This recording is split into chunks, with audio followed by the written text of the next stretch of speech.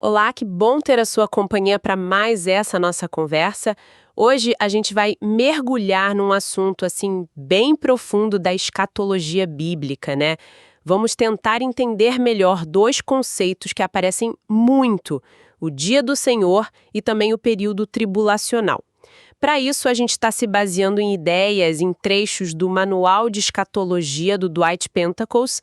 A nossa ideia aqui é tentar desvendar o que as escrituras, né, segundo essa linha de interpretação, mostram sobre esses períodos, como eles são, onde se encaixam na profecia. Então, vamos lá, vamos começar a abrir esse pacote. Essa expressão Dia do Senhor, ela é bem recorrente. O que ela significa exatamente? Oi, exato. É um fio condutor importante, tanto no Antigo quanto no Novo Testamento. E uma coisa interessante, logo de cara, é que existe um debate, sabe, sobre quando ele começa e quanto tempo dura. O material que a gente analisou traz basicamente duas visões principais. Uma visão, que é mais ligada a Scofield, diz que o dia do Senhor começa só com a volta de Cristo em glória, lá no fim da tribulação, e daí seguiria pelo milênio até a criação do novo céu e nova terra.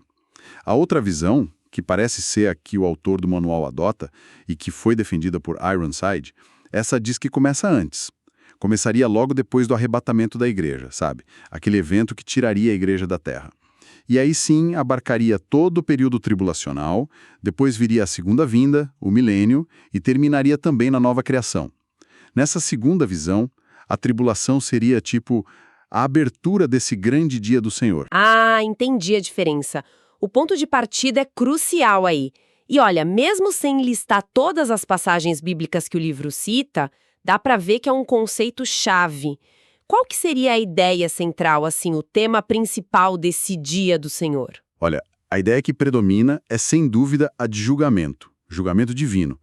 Passagens como lá em Sofonias, capítulo 1, versos 14 a 18, nossa, pinta um quadro bem pesado disso.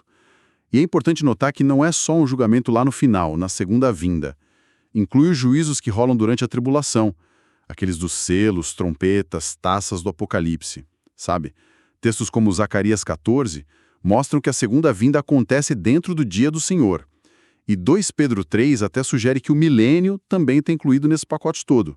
É um período bem extenso. E aí a imagem que a gente ouve muito, né, de que virá como ladrão de noite, de 1 Tessalonicenses 5.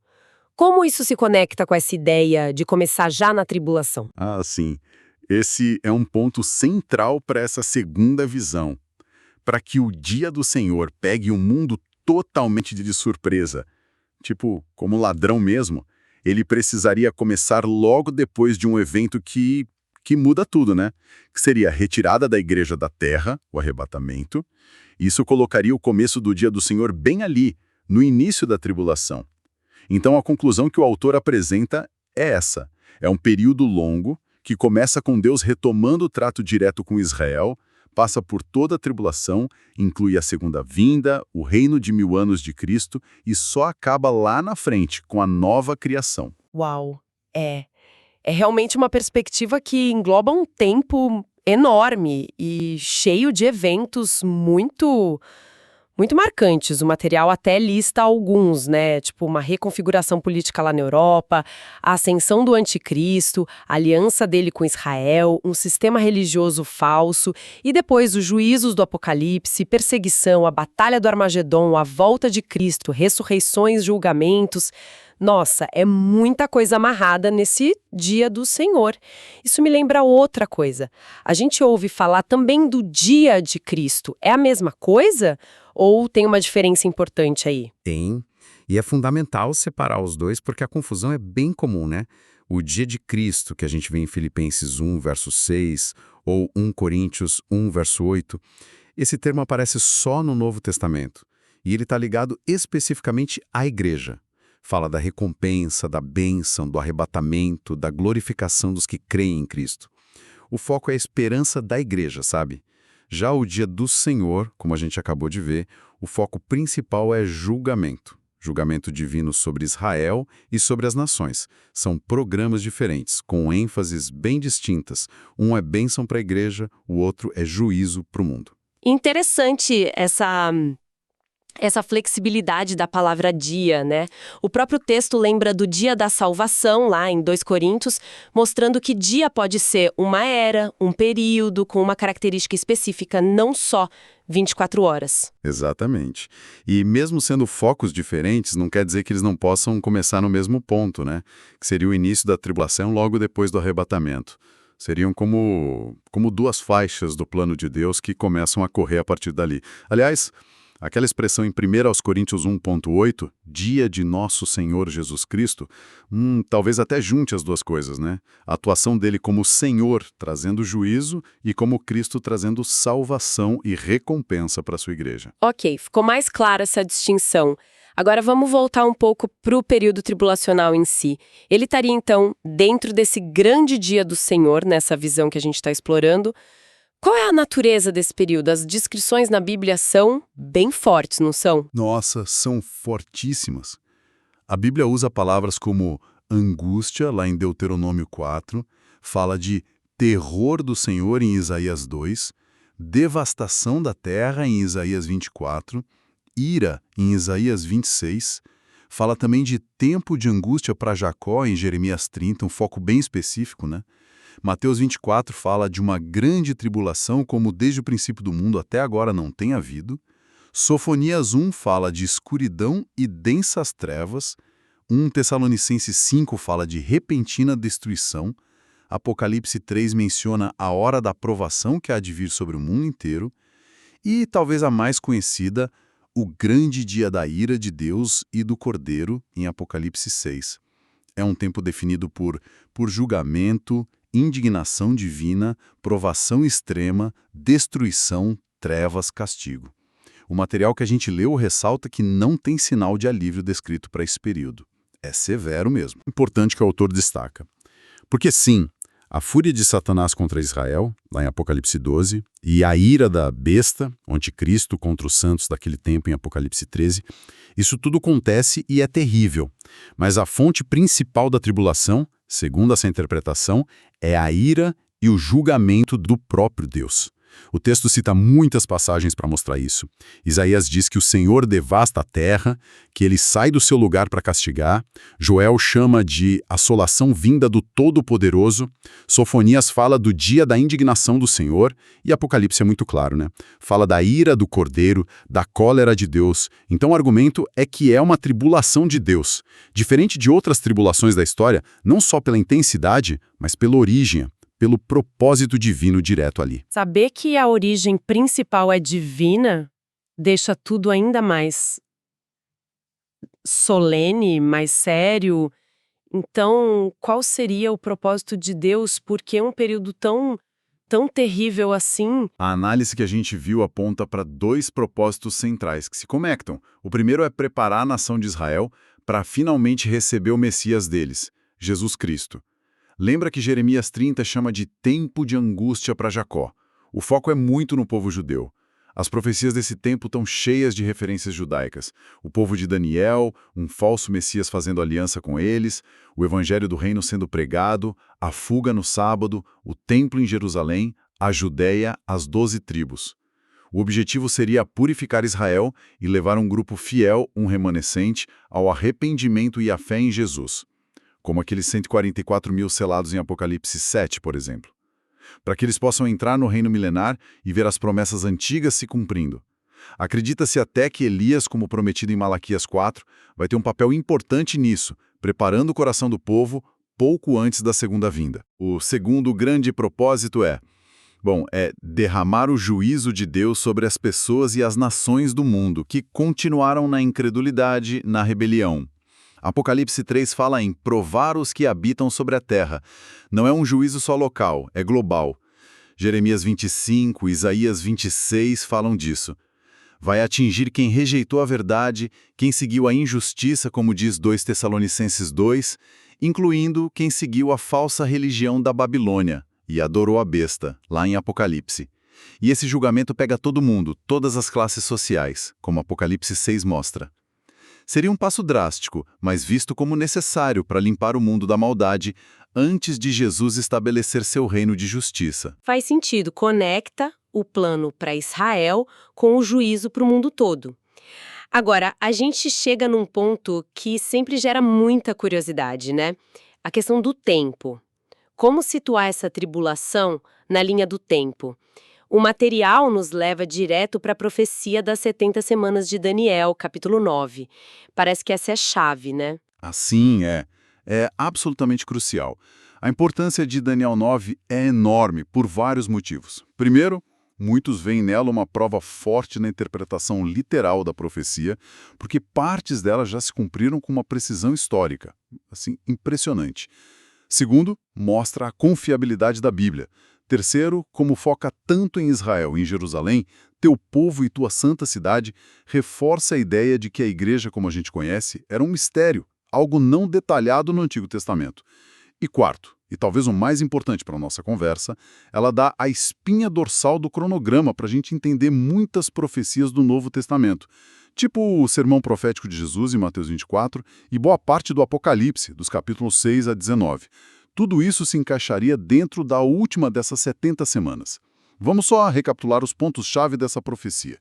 Como o material apresenta, o foco é Israel e Jerusalém. Tem dois príncipes, o Messias e um príncipe que há de vir. O tempo total é de 70 semanas, divididas em blocos. 7 semanas, depois 62 semanas e, por último, uma semana. O começo é uma ordem para reconstruir Jerusalém. O Messias apareceria publicamente depois das primeiras 69 semanas, as 7 plus 62. Depois dessas 69 semanas, o Messias seria morto. E um tempo depois, Jerusalém seria destruída de novo pelo povo daquele outro príncipe que há de vir. Aí, a 70ª semana, a última, começaria com uma aliança de 7 anos desse príncipe com muitos em Israel. No meio da semana, ele quebra a aliança para os sacrifícios no templo e começa a tal abominação desoladora. E o fim das 70 semanas traria finalmente a redenção e as bênçãos para Israel. É mais ou menos isso. Perfeito, resumiu muito bem. E um detalhe técnico que é fundamental. O que são essas semanas? A palavra hebraica shabua quer dizer só 7. Mas o contexto todo, a ligação com o ano sabático judaico de 7 em 7 anos, Daniel pensando nos anos de cativeiro, tudo aponta para semanas de anos, ou seja, períodos de 7 anos. Tentar enfiar tudo aquilo em 490 dias não faria sentido. Então, 70 semanas de anos seriam 490 anos. E tem outro detalhe, que o cálculo geralmente usa um ano profético de 360 dias, baseado em Gênesis e em Daniel e Apocalipse, onde 3 anos e meio são 42 meses ou 1.260 dias. Ok, semanas de anos. Então, 69 semanas seriam 483 anos proféticos. O material diz que o começo disso foi o decreto do rei Artaxerxes para reconstruir a cidade de Jerusalém, não só o templo. Isso está lá em Neemias 2. E o fim dessas 69 semanas? Onde bateu? O cumprimento, segundo os cálculos famosos de Sir Robert Anderson, que o livro cita, teria acontecido com uma precisão matemática incrível no dia da entrada triunfal de Jesus em Jerusalém, quando ele se apresentou como o Messias Príncipe. O argumento é que o tempo entre o decreto de Artaxerxes, que Anderson data em 445 a.C., e a entrada triunfal em 32 d.C., dá exatamente esses 173.880 dias, que são 69 semanas de anos proféticos de 360 dias. E como Daniel 9:26 previu, o Messias foi morto, crucificado, logo depois que essas 69 semanas terminaram. Nossa, se os cálculos estiverem certos, é realmente impressionante. Mas, e a 70 semana, a última, ela não veio logo em seguida para fechar os 490 anos? Pelo jeito não, né? Exato, não veio. E essa é uma questão central. O material argumenta muito forte que existe um intervalo de tempo, um hiato, um parêntese, entre o fim da 69ª semana, que se cumpriu com Cristo, e o começo da 70ª semana. E tem vários motivos para pensar assim. Primeiro, a própria estrutura de Daniel 9, verso 26. Os eventos ali, a morte do Messias e a destruição de Jerusalém pelos romanos em 70 DC, que eram o povo do príncipe que há de vir, acontecem depois das 69 semanas, mas antes da 70ª semana, que só começa a ser descrita no verso 27, com a aliança de 7 anos. Só isso já cria um intervalo de quase 40 anos na profecia. Se cabe 40 anos, por que não mais? Segundo, o Novo Testamento mostra que depois da rejeição do Messias, Israel como nação foi meio que colocado de lado temporariamente no plano principal de Deus, né? Como Jesus fala em Mateus 23. Isso deu espaço para a formação da igreja. Então, faria sentido ter um intervalo antes de Deus retomar o relógio profético específico para Israel, que é a 70 semana. Terceiro, as bênçãos prometidas para Israel no fim das 70 semanas, lá em Daniel 9,24, fim do pecado, justiça eterna, etc., claramente ainda não aconteceram para a nação. E essas bênçãos estão ligadas, teologicamente, à segunda vinda de Cristo, que também não aconteceu ainda. E por último, o próprio Jesus, lá em Mateus 24, quando fala dos sinais do fim, ele coloca eventos das 70 semanas de Daniel, como a abominação da desolação, como algo futuro, que vai acontecer pouco antes da volta dele em glória. Isso implica um intervalo bem longo, que seria essa nossa era atual, a era da igreja, entre a 59ª e a 70 semana. Entendi a lógica do intervalo. Faz sentido. Então, esse relógio profético para Israel estaria em pausa, e a 70ª semana ainda é futura. Quando exatamente ela começa? O que dispara ela? Daniel 9, verso 27 é bem específico. O gatilho é a confirmação de uma firme aliança por um período de 1 semana, ou seja, 7 anos. Quem faz essa aliança é ele, que é identificado como aquele príncipe que há de vir, o futuro líder romano, o anticristo, com muitos em Israel. Provavelmente a liderança da nação na época. Essa aliança, que talvez seja um acordo de paz, de segurança, alguma coisa assim, vai dar o início formal para os últimos 7 anos do programa de Deus para Israel, antes da volta de Cristo. E como a profecia diz, no meio desses 7 anos, depois de 3 anos e meio, ele vai quebrar essa aliança, vai parar os sacrifícios, o que implica que vai ter um templo reconstruído em Jerusalém, né? E aí começa a fase mais dura de perseguição e idolatria, a chamada Grande Tribulação. Perfeito. Então, resumindo o cenário que essa interpretação de Daniel 9 monta. A 70 semana é um período futuro separado de 7 anos, a gente conhece como tribulação. Ela é a estrutura de tempo para os eventos e juízos de Apocalipse 6 a 19. Começa com essa aliança de 7 anos entre o anticristo e Israel. É marcada na metade pela quebra da aliança e o início da grande tribulação, e termina com a segunda vinda de Cristo, que aí sim vai trazer as bênçãos finais para Israel, prometidas lá em Daniel 9:24. E só para fechar o quadro, mesmo sem entrar em detalhes hoje, e a igreja nisso tudo? O material sugere, com base em outros argumentos, que a igreja não vai passar por essas 70 semanas aqui na Terra. Uma das pistas que o livro menciona é aquela visão dos 24 anciãos já coroados no céu, em Apocalipse 4, antes de começarem os juízos da tribulação no capítulo 6. Alguns interpretam esses anciãos como sendo a igreja já arrebatada e recompensada lá no céu. Bom, recapitulando então nossa conversa, a gente explorou o dia do Senhor como um período bem longo de juízo divino que, nessa visão, começa com a tribulação e vai até a nova criação. Vimos a diferença para o dia de Cristo, que é focado na igreja. Analisamos a natureza bem intensa e a origem principalmente divina da tribulação e os propósitos dela, preparar Israel e julgar as nações. E vimos como a profecia das 70 semanas de Daniel é a chave para entender a duração dela, 7 anos, e quando ela acontece, ainda no futuro, separada das 69 semanas anteriores por um intervalo bem longo que é a nossa era. Exato. Isso tudo nos deixa com uma reflexão, né? Se Deus tem planos tão detalhados, com cronogramas que parecem tão precisos, separando tão claramente o jeito de lidar com Israel e com a igreja ao longo da história, o que isso diz sobre as promessas dele? Sugere que a intenção é cumprir tudo de forma bem literal, bem fiel à palavra dele, mesmo que leve milênios para acontecer e envolva eventos futuros que a gente ainda espera? Fica aí para a gente pensar. Uma ótima reflexão mesmo. Agradecemos muito a companhia de quem nos ouviu nesta análise. Lembrando que a nossa conversa se baseou em trechos do Manual de Escatologia de Dwight Pentecost. E fiquem de olho porque a gente pretende voltar a esse livro para explorar mais coisas fascinantes da profecia bíblica em breve, tá? Que todos tenham uma ótima continuação de semana.